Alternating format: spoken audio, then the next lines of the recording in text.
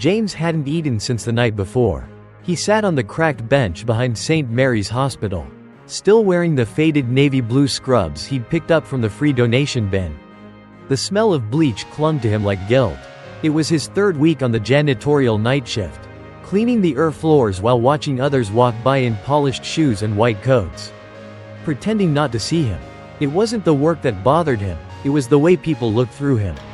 As if he were just another piece of hospital equipment, raised by his grandmother in a housing project on the east side of Cleveland. James had dreamed of becoming a nurse. He'd made it through 2 semesters at a community college before the money ran out and life caught up with him. When Nana got sick, he dropped everything to care for her. After she passed, there was nothing left, no degree, no job, no home, just this mop and the silence that followed him like a shadow. That morning, as he finished scrubbing blood off a trauma room floor, a nurse stepped around him and let the door slam in his face. No, thank you. No glance. James was invisible, until something went missing. A patient's gold watch, left on a tray in the recovery bay, had disappeared. By 7 a.m., the supervisor called James into the break room, except he wasn't allowed to sit. The others watched from behind vending machines and whispered with darting eyes. The security guard, a large man in a stiff vest, stood too close. James knew what this was. He'd seen it in middle school, high school, at every job he'd tried to hold. The way eyes narrowed a little more when you were black. The way silence wrapped around the room when someone asked a question and you had to defend your own innocence. There was no proof, of course. Just timing and assumption. Across the hall, a surgical intern, white, fresh out of med school, had been caught months earlier taking controlled meds from the pharmacy fridge. The hospital kept it quiet. They called it a mistake, sent him to rehab, and welcomed him back with a second chance.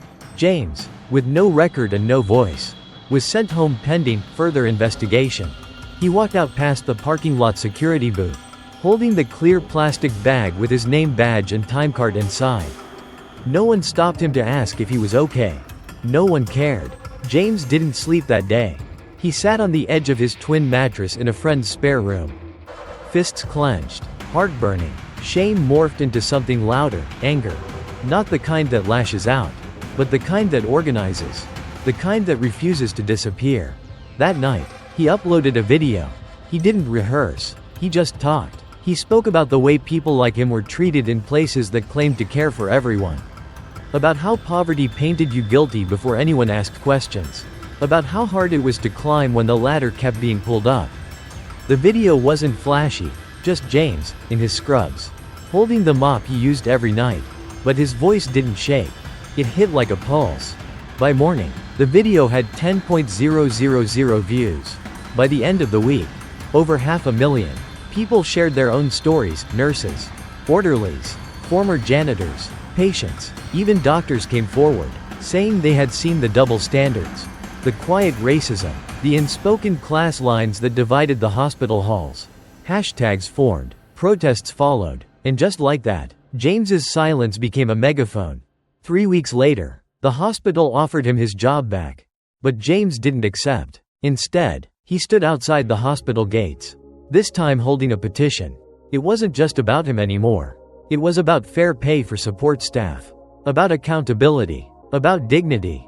A nonprofit reached out, offering a scholarship to complete his nursing degree. Donations came in. People he'd never met called him brave, said his story reminded them of their father, their uncle, their brother. For the first time, James saw his reflection in something other than bleach-streaked floors. He saw worth. He did return to the hospital, years later, but not with a mop. This time, he walked in wearing a name tag that read, RN, Case Manager. He saw a new janitor wiping the elevator buttons. James looked him in the eye, nodded, and said, "Thank you for what you do." Because he remembered, we often celebrate those who speak out, but forget those who were never given the mic to begin with. What would you do in this situation? Have you ever seen something like this happen?